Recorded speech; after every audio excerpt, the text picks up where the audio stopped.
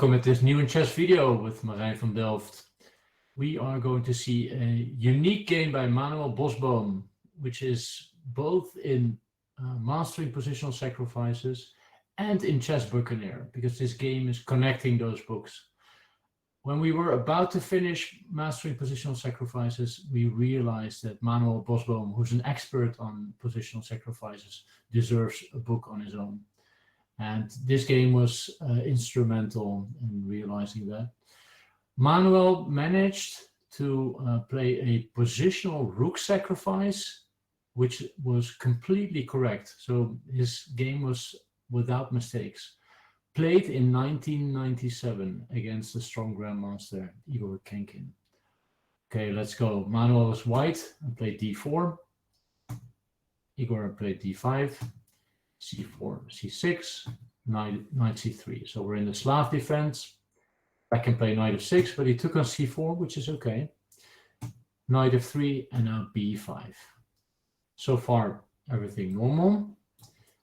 White played a4, b4, and now knight e4. This is a theoretically known position, and now Black played the only mistake of the game, which is amazing. So correct would have been knight f6.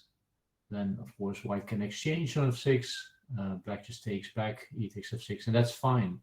But Black played a very ambitious move. He played queen to d5, which looks kind of tempting, but is in reality a mistake, and arguably the only mistake of the entire game. Now, how to profit from queen d5? Manuel always says, send your knights forward. So he played knight e to g5, which was attacked by f6. Now White grabbed the opportunity to conquer the center with e4. The queen went to a5. And now, what are we going to do? Are we going to retreat the knight or not? So if you want to think about this, just pause the video for as long as you need to, and then simply continue. Well, Manuel never retreats. So bishop takes c4. This is sacrificing a piece.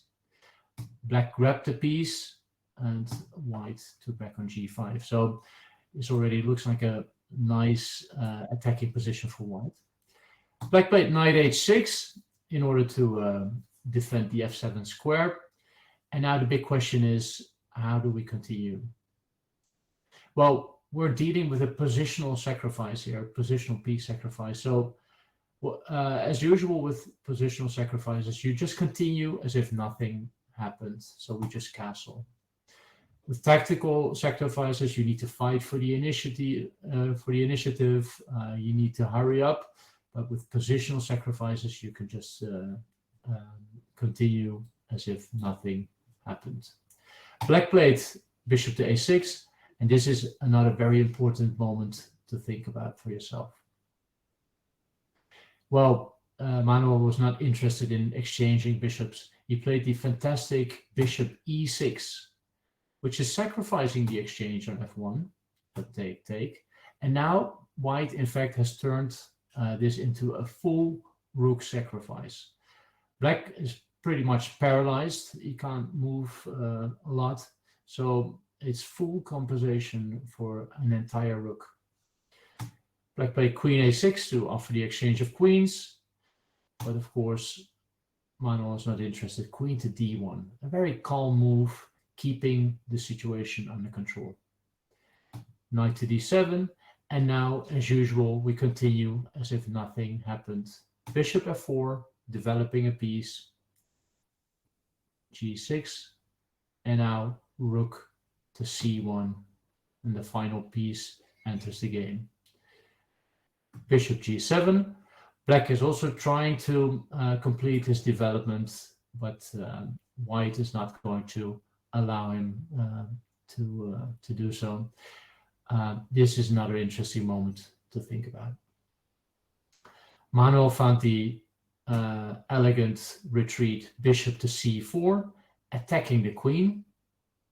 Queen went to a5, and now the knight is actually going to e6. And the cool thing is the knight on e6, which is also called an octopus, is preventing black from castling in either way. So yeah, until a few moments ago, the bishop on e6 was paralyzing black's position, and now it's the knight on e6 paralyzing black's position.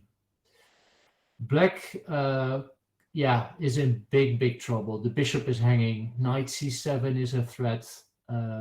Yeah, h6 is also a loose piece. So there's not much black can do here.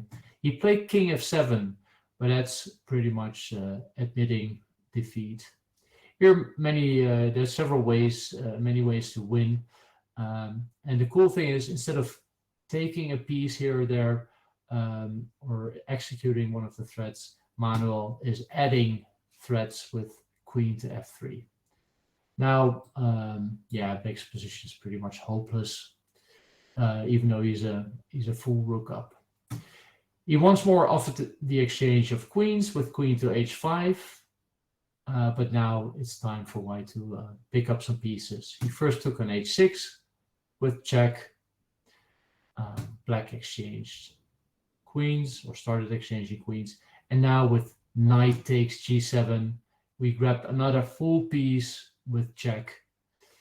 The king needs to go, or yeah, e6 was actually played. Now, instead of taking back the queen, Manuel grabbed this pawn as well. Bishop takes e6, check.